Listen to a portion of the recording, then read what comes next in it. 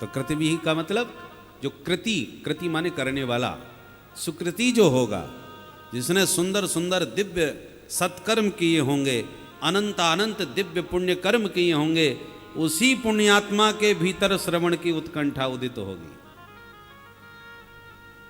जन्मांतरे भवेत पुण्यम तदा भागवतम लभेत। भागवत सुनने की इच्छा ही आपके भीतर तब होगी जब आप पुण्यात्मा होंगे। और यदि आपके पुण्य कमजोर हैं, मंद हैं, तो क्या होगा? कोई जबरदस्ती कार्ड भी दे, टेलीफोन भी करे, भैया जी बहुत सुंदर कथा हमने करवाई है वृंदावन धाम में, आप एक दिन के लिए तो आ जाइए। बोले साहब आप ही भागवत सुनो, हमें तो मरने की फुर्सत नहीं है, हम कोई बुढ़े हैं, जब बुढ़े हो जाएंगे तो तुम्हारी तरह हम सुन लेंगे, अभी तो हमारे बहुत काम पड़े। तो जिसके पुण्य प्रबल नहीं होते उसके भीतर इच्छा ही उत्पन्न नहीं होगी। बोलो राधे राधे। भूख पैदा तो हो, सब में नहीं होते, जो स्वस्थ होते हैं उन्हीं को भूख लगती है। उसी प्रकार भागवत रस की भूख भी तभी उसी के हृदय में उत्पन्न होगी जो स्वस्थ हैं। स्वस्थ माने जो स्वरूप में स्थित हैं, और जिनके भीतर भवरोग लगा है,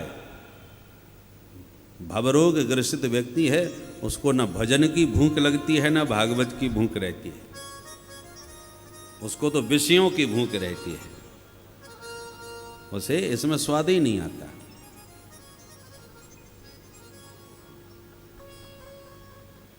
बोलो राधे राधे। तो तत्क्षणात् तुरंत सुनने वाले के हृदय में हरि को प्रकट करने वाली यह दिव्य मधुर कथा श्रीमद् भागवत की है। बोल भागवत भगवान की जय। निगम कल्पतरोर गलितम फलम शुकमुखादमृत द्रव संयुतम पिबत भागवतं रसमादयम्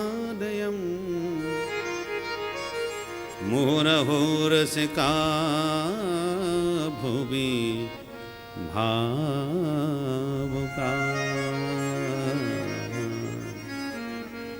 रसिका भुवि भावुका। श्रीधाम वृंदावन के सभी श्रोता बड़े प्रबुद्ध होते हैं, इसलिए ज़्यादा बीच में भजन कीर्तन की ज़रूरत नहीं पड़ती। बिजली की कृपा से बीच में हरि बोल तो हो ही जाता है थोड़ा बहुत। बाकी भगवान का जन्म होगा तब भजन कीर्तन भी होते जाएंगे, बीच में एक हद का तो ध्यान हम भी रखेंगे। बोलो राधे राधे। भाई समस्या तो विद्यार्थियों के बीच में पढ़ने पढ़ाने जाओ तो कक्षाएं अलग अलग मिल जाती हैं, ये प्राइमरी वाले, हाई स्कूल वाले, ये मिडिल हैं, ये एमए वाले। और सत्संग में प्राइमरी से लेके एमए वाले सब एक साथ ही बैठते हैं, तो वक्ता को हर कक्षा का भी ध्यान रखना चाहिए। तो बिल्कुल ही भजन नहीं होंगे तो जो प्राइमरी के लोग हैं ना वो बोर हो जाते हैं, अरे क्या कथा कह रहे हैं, वो हमारी तो बुद्धि में नहीं घुस रही। हम एमए वालों की बात ज़्यादा करो तो प्राइमरी वाले बोर होने लगते हैं, अब प्राइमरी वालों की ज़्यादा बात करो तो फिर एमए वाले बोर होते हैं। जब देखो तो भजन है, 10 मिनट पे भजन, 15 मिनट पे भजन। ये भजन संध्या हो रही है कि भागवत? तो सब प्रकार का है, तो सबका सामंजस्य स्थापित करना। पर वृंदावन के रसिक श्रोता तो सब एमए वाले ही होते हैं भाई, प्राइमरी वाले तो इक्का दुक्का कोई बाहर से आ जाए तो ठीक है, बाकी यहाँ के जो दिन रात उसी वातावरण में रहते हैं, सुनते हैं, वो तो सब प्रबुद्ध जन होते हैं। इसलिए उन्हीं को दृष्टि में जर रख करके यहाँ की कथा होती है। बोलो राधे राधे। तो श्रीमद् भागवत क्या है? तीसरे श्लोक में बतला रहे, निगम कल्पतरोर गलितम फलम। निगम नाम है वेदों का। वेदों को निगम क्यों कहते हैं? नितनाम गमयति बोधयति स निगमो वेदः, जो निरंतर उस पर तत्व का बोध कराता है, उस पर ब्रह्म परमात्मा का बोध कैसे होता है? वेदों से। वेदों की यही तो विशेषता है। कि जो न प्रत्यक्ष से जाना जा सकता है, न अनुमान से समझा जा सकता है। प्रमाण कई प्रकार के होते हैं, प्रत्यक्ष प्रमाण, अनुमान प्रमाण। प्रत्यक्ष प्रमाण क्या है? जो इन आंखों से देखा जाए वो प्रत्यक्ष। कौआ काला होता है, आंखों से देख लो, प्रत्यक्ष है, अन्य प्रमाण की जरूरत ही नहीं। अक्ष माने होता है आंख, आंखों का जो विषय बने उसको कहते हैं प्रत्यक्ष। और अक्ष का अर्थ आंख भी होता है और अक्ष का अर्थ समस्त इंद्रियों का भी होता है। सभी इंद्रियों को भी अक्ष कहते हैं। जैसे मृग शब्द है, मृग शब्द हिरण के लिए होता है, परंतु जितने वनचर जीव जंतु होते हैं सबको मृग कहा जाता है। व्यापक शब्द भी है मृग। और मृग शब्द समस्त वनचरों को कहा जाता है, इसलिए शेर को कहते हैं मृगराज। मृगराज शेर को क्यों कहते हैं? वो केवल मृगों का ही राजा होता है क्या? अरे जंगल के जितने भी वनचर हैं, जीव जंतु हैं, सबका राजा है वो, इसलिए मृगराज कहा जाता है। बोल केवल हिरणों का राजा थोड़ी है। इसका मतलब मृग शब्द व्यापक होगा कि नहीं? ऐसी अक्ष माने आंख भी है और अक्ष माने सारी इंद्रियां हैं। केवल आंखों से ही नहीं देखते, आप हाथ से भी देखते हो, कान से भी देखते हो, नाक से भी देखते हो। बोले वाह, नाक से कहीं देखा जाता है? कैसे देखते हैं? बोले व्यवहार में देख लो। अरे साहब क्या खुशबू है इस चित्र की, जरा सूंघ के देखो। कहते ना सूंघ के देखो, इसका मतलब हम सूंघ करके नासिका के द्वारा देख रहे हैं कि नहीं? सूंघ करके हमने देखा, अरे क्या मधुर कंठ है इनका, कभी सुन के देखो। इसका मतलब कान से भी हम देख रहे हैं कि नहीं? सुन के देख रहे हैं। अरे क्या स्वाद है, जरा चख के देखो, खा के देखो। तो इसका मतलब जिह्वा से भी देख रहे हैं कि नहीं? कहने का मतलब है इन सारी इंद्रियों के द्वारा देखा जा रहा है। बोल के देखो, सूंघ के देखो, सुन के देखो, चल के देखो, ये सारी इंद्रियां देख रही हैं अपने अपने ढंग से। इसलिए प्रत्यक्ष का अर्थ केवल आंखों से देखना ही नहीं हुआ। हवा है, आंखों से दिखाई नहीं पड़ रही, परंतु स्पर्श के द्वारा हम उसे देख रहे। हवा ठंडी चल रही है कि गर्म चल रही है कि तेज चल रही है कि मंद चल रही है, स्पर्श से। स्पर्शमान वायु है, आंखों से दिखेगी नहीं, पर स्पर्श इंद्रिय बताएगी कि हवा कैसी है। तो आंखों से हमने देखा। उसी प्रकार तो जो वस्तु आंखों से या इंद्रियों के द्वारा अनुभूत है वे सब प्रत्यक्ष प्रमाण के रूप में मानी जाती है। खुशबू आंखों से दिखाई नहीं पड़ रही, पर सूंघ करके तो हम देख रहे हैं दुर्गंध है कि सुगंध है, किस ढंग की गंध है, वो प्रत्यक्ष है। किंतु कुछ अनुमान से, अनुमान प्रमाण क्या है? बोले यत्र यत्र धूमस तत्र तत्र बघनी। जहां जहां धुआं उठ रहा है वहां अनुमान लगा लेना चाहिए कि आग जल रही होगी। अब वहां आंख से आग नहीं दिख रही, किसी भी इंद्रियों के द्वारा अग्नि प्रत्यक्ष नहीं है, परंतु दूर हमें धुआं दिख रहा है वहां। तो धुआं से अनुमान लग रहा है कि हमें आग दिख तो नहीं रही यहां से, पर आग पक्की लगी हुई है, ये धुआं बता रहा है। इसको कहते हैं अनुमान प्रमाण। अनुमान ही हमारा प्रमाण है, धुआं अनुमान दे रहा है। अब भगवान होते हैं, इसमें न प्रत्यक्ष है न अनुमान है। बोलो इसमें क्या प्रमाण है? न तो इंद्रियों के द्वारा कोई अनुभव किया भगवान का, न अनुमान लगा सकते हैं कि देखो भगवान इसलिए है क्योंकि वहां पर ये ऐसा हो रहा है, ऐसा भी कुछ नहीं। तो फिर उस ब्रह्म का, उस परमात्मा का प्रमाण क्या है? बोले वो प्रमाण वेदादि शास्त्र, वेद हमें उसके बारे में बतलाते हैं, जिसको न हम आंख से देख सकते हैं, जिसके बारे में ना हम कोई अनुमान लगा सकते हैं। उस व्यापक ब्रह्म को, उस पर तत्व को वेदों के द्वारा ही जाना जाता है। अर्थात तो ब्रह्म जिज्ञासा, ब्रह्म की जिज्ञासा वेदादि शास्त्रों में ही तो है। यही वेदों की प्रमाणिकता है। वेद को इसलिए निगम कहा जाता है। नितराम गमयति बोधयति, वो निरंतर उस पर तत्व का ही निरंतर बोध कराता है। प्रत्यक्षेणानुमित्यावा यस्तु पायो न विद्यते एतम विदन्ति वेदेन तस्माद् वेदस्य वेदता। प्रत्यक्षेणानुमित्यावा, जिसको न प्रत्यक्ष से जाना जाए न अनुमान से समझा जाए। यस्तु पायो न विद्यते, कोई उपाय ही नहीं है न प्रत्यक्ष से जानने का न अनुमान से जाने का। तो एवं विदन्ति वेदेना, जिसको प्रत्यक्ष और अनुमान से नहीं जाना जा सकता, वह वेद भगवान उस विषय में बताते हैं और उस तत्व को जनाते हैं। यही वेदों की वेदिता है, यही वेदों की विशेषता है, इसलिए उनको निगम कहा जाता है। निगम कल्पतरो, वो वेद क्या है? कल्पतरु है। कल्पतरु माने कल्प वृक्ष। कल्पतरु का अर्थ क्या है? कल्पितम संकल्पितम राति ददाति इति कल्पतरु। जिसके नीचे बैठ करके जो संकल्प किया जाए उसी संकल्प को तत्काल जो परिपूर्ण कर दे, आपकी वह इच्छा को तत्काल पूरा कर दे, उसको कहते हैं कल्पतरु। रादाने धातु है। कल्पितम माने जो संकल्प उठा, राति माने ददाती, उस संकल्प को तुरंत आपको दे दे, पूरा कर दे, वह है कल्पतरु।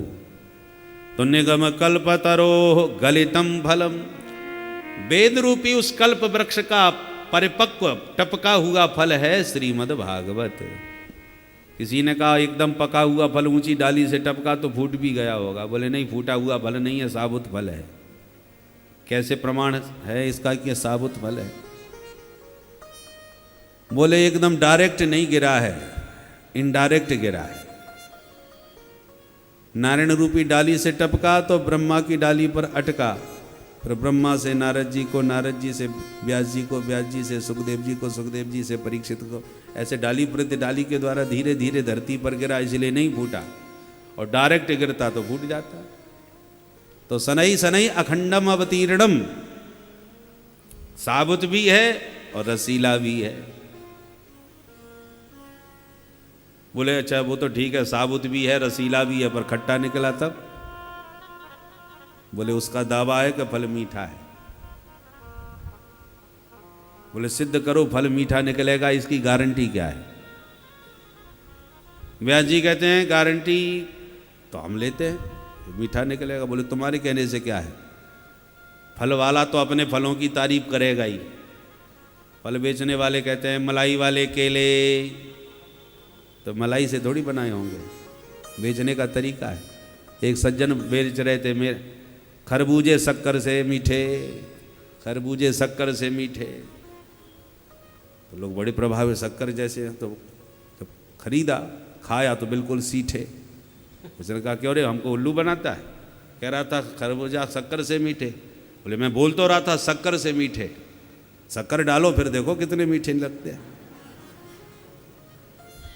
मैंने स्पष्ट कहा था खरबूजे शक्कर से मीठे, तो शक्कर डालोगे तभी तो मीठे बनेंगे। तो ये तो युक्ति है अपने फलों की तारीफ करके बेचने की। तो व्यास जी क्या प्रमाण है कि आपका भागवत रूपी फल भी बहुत मीठा निकलेगा? बोले प्रमाण ये है कि शुक मुखात अमृत द्रव संयुतम। फीके फल में तोता अपना मुंह नहीं मारता। तोता इतना फलों का पारखी होता है कि वो उसी फल में अपना चंचुप प्रहार करता है जो परम मधुर होता है। तो श्रीमद् भागवत के फल में मुख मारने वाला तोता तो व्यास पुत्र परिव्राजकाचार्य परमहंसाचार्य श्री सुखदेव जैसे परमहंस हैं। वो ऐसे वैसे फल में मुंह नहीं मारेंगे। शुक मुखाद अमृत द्रव संयुतम, अमृत के समान मधुर फल है। मधुराधिपते रखिलम मधुरम, माधुर्य मूर्ति माधव के पावन चरित्रों से रस प्रवाह करने वाला यह सुंदर फल है। इसलिए और सुखदेव जी जैसे परमहंस तोते का मुंह लगा हुआ है, अतः गारंटी से दावा कर रहे हैं परम मधुर, मधुराति मधुर फल है। फल में रस होता है तो भागवत में रस कौन सा है? बोले अमृत द्रव। मृत माने मरने वाले, अमृत माने कभी ना मरने वाले। अमृत कौन है? परमात्मा। परमात्मा जो अविनाशी हैं, इसलिए परमात्मा को अमृत कहा जाता है। और अमृत परमात्मा है, वे ही रस रूप भी हैं। वेदों में कहा है रसो वै सह रसम हेवानम लब्ध्वानंदी भवती। तो परमात्मा रस स्वरूप हैं, वही श्रीमद् भागवत के फल में विराजमान है रस रूप में। आम के द्वारा अमरस निकाला जाता है, तो श्रीमद् भागवत फल है जिसमें श्री कृष्ण ही परम रस के रूप में विराजमान है। रसराज श्री कृष्ण इस फल में रस रूप से विद्यमान है। पिबत भागवतम रसमालयम। हे रसिक जनो, हे भावुक जनो, आओ और इस रस के भंडार में आकर के रसपान करो। रसमालयम, भागवत क्या है? रस का भंडार है। आलय माने केंद्र, घर, विद्यालय, भोजनालय, औषधालय, देवालय, सबके अलग अलग आलय। भागवत क्या है? रसमालयम, ये रस का भंडार है। इसलिए हे रसिक जनो, आओ चकाचक इसका पान करो।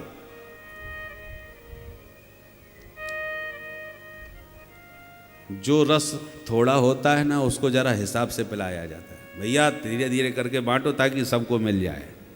और जब चकाचक होता है तो पकड़ पकड़ के पिलाया जाता है। भैया एक गिलास तो नहीं, एक और चलेगा, एक और चलेगा। ये कब किया जाता है? जब माल भंडारे में चकाचक होता है, नहीं तो फिर हिसाब से परोसा जाएगा। कई जगह हम लोग कभी परिक्रमा में हैं, अक्षय तृतीया या अक्षय नवमी के अवसर पर जगह जगह लोग बांटते हैं। तो जहाँ पर्याप्त होता है परिक्रमा लगाने वालों को पकड़ पकड़ के जबरदस्ती खिलाते पिलाते हैं। औदार्य कहाँ होता है, उदारता कहाँ होती है? जहाँ माल चकाचक होता है। तो श्रीमद् भागवत रस का भंडार है। रसमालयम, रस का भंडार है। इसलिए पेबत, खूब चकाचक पियो। और एक बार नहीं, मुहु, मुहु माने बारंबार, मुहु मुहु पिबत, बार बार इस रस का पान करो। अहो रसिका भुवि भावुका। भुवि भावुका क्यों कहा? भुवि माने पृथ्वी, इस पृथ्वी पर ही ये रस उपलब्ध हो रहा है और कहीं नहीं मिलने वाला। पर जो रस जहां पर्याप्त होता है वह वहां के लोग उसकी कीमत नहीं समझते, महत्व नहीं समझते। यहाँ 24 घंटे 12 मास कथा चल रही है, इसलिए कथा तो यहाँ निरंतर प्रवाहित होने के लिए बोले होती ही रहती है। अब जहाँ पर बेचारे अन्य क्षेत्रों में जाओ, कहीं जब कभी अवसर मिलता है तो गांव के महाराज ट्रॉली की टोली भर भर के लोग आते हैं और कथा हो रही है। ग्रामीण अंचलों में देखो, विदेशों में भी भारत से कोई आचार्य जी आए, जाते ही महाराज, हम जाते हैं जब विदेश में तो पहले ही दिन वो किसी माने दूरदर्शन पर, आकाशवाणी पर सब ले जा करके इंटरव्यू करवा देते हैं। बोले कार्यक्रम होगा परसों से, तो आकाशवाणी के द्वारा और टेलीविज़न के माध्यम से क्षेत्र के वहाँ के जितने लोग हैं सब पर समाचार मिल जाता है। तो अपने आप लोग समय निकाल के आने लगते हैं। अब यहाँ के बाद हमारी यूरोप यात्रा है 6 जून से, यहाँ की कथा के बाद अब सीधे प्रस्थान होगा गर्मियों में।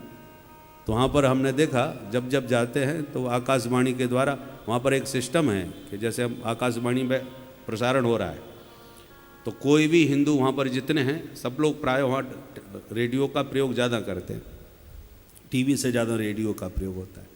तो ऑनलाइन सीधे प्रश्न कर सकते हैं कि आप भारत से आए हैं तो सनातन धर्म के विषय में कोई भी जिज्ञासा हो तो वो डायरेक्ट प्रश्न उत्तर करवाते हैं।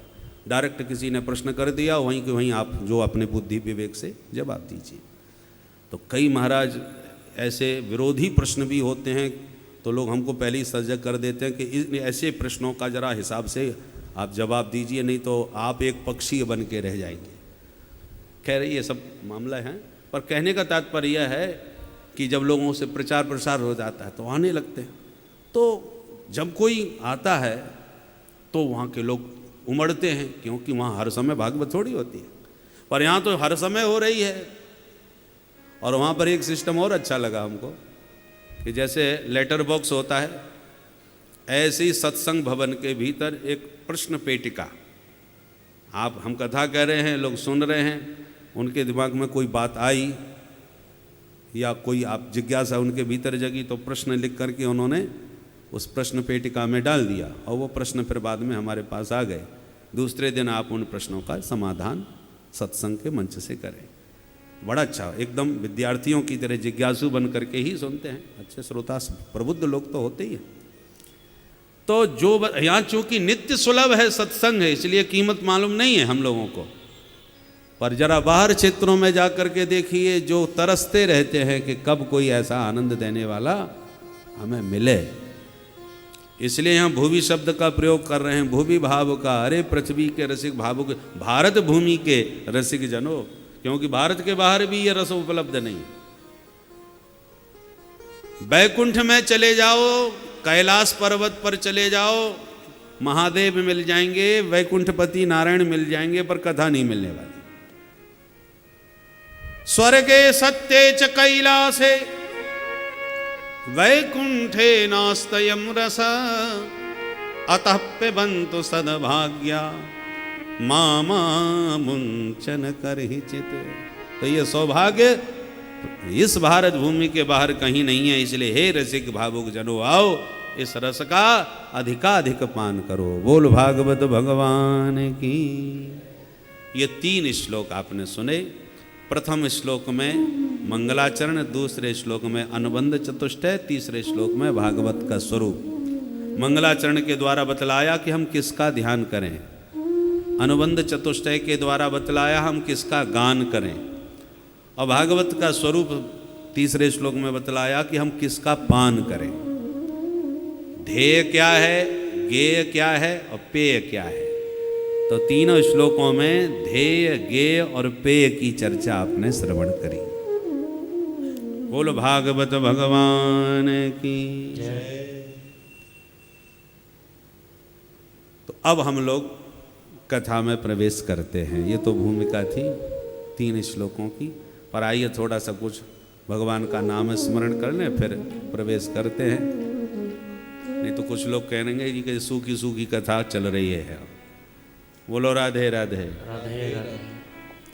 अरे श्याम तेरी बंसी बजे धीरे धीरे, श्याम तेरी बंसी बजे धीरे धीरे, कान्हा तेरी मुरली बजे धीरे धीरे, कान्हा तेरी मुरली बजे धीरे धीरे, बजे धीरे धीरे श्री यमुना के तीरे, बजे धीरे धीरे श्री यमुना के तीरे, बजे धीरे धीरे यमुना के तीरे, बजे धीरे धीरे यमुना के तीरे, कान्हा तेरी श्याम तेरी बंसी बजे धीरे धीरे, कान्हा तेरी बंसी बजे धीरे धीरे, अरे मोहन तेरी मुरली बजे धीरे धीरे, मोहन तेरी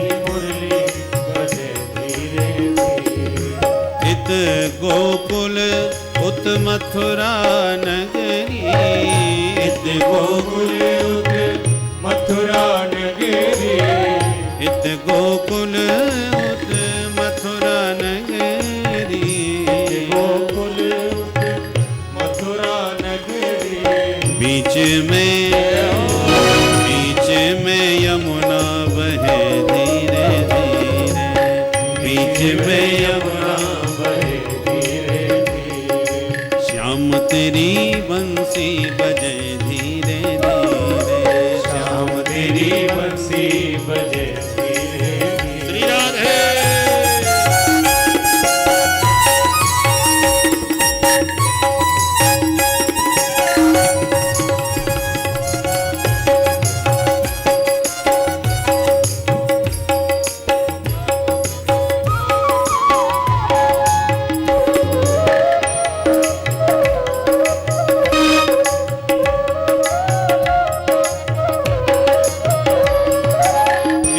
मधुमंगल उत श्री दामा, इत मधुमंगल उत श्री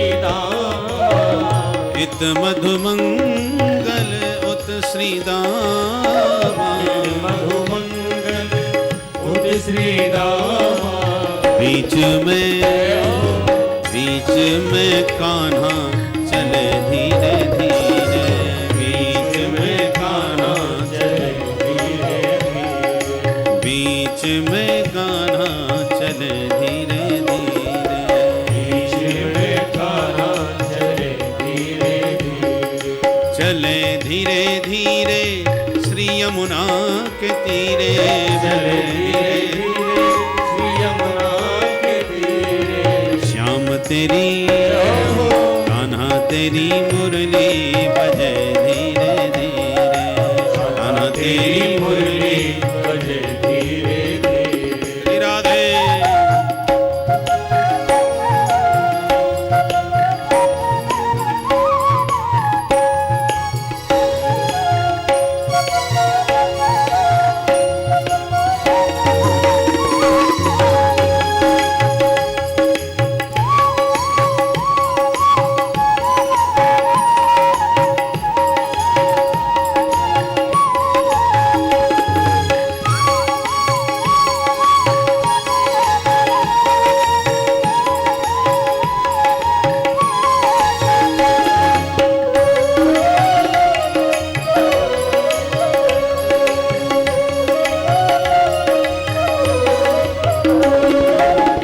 इत में ललिता उत में विशाखा, इत में ललिता उत में विशाखा, इत में ललिता उत में विशाखा, इत में ललिता उत में विशाखा। बीच में राधा चले धीरे धीरे, बीच में राधा चले धीरे धीरे। अरे बीच में राधे चले धीरे धीरे, बीच में राधा चले धीरे धीरे। चले धीरे धीरे श्री यमुना के तीरे, चले धीरे धीरे श्री यमुना के तीरे। श्याम तेरी कान्हा तेरी मुरली बजे धीरे तेरी बंसी बजे धीरे धीरे। श्याम तेरी मुरली बजे धीरे धीरे, श्याम तेरी मुरली बजे धीरे धीरे।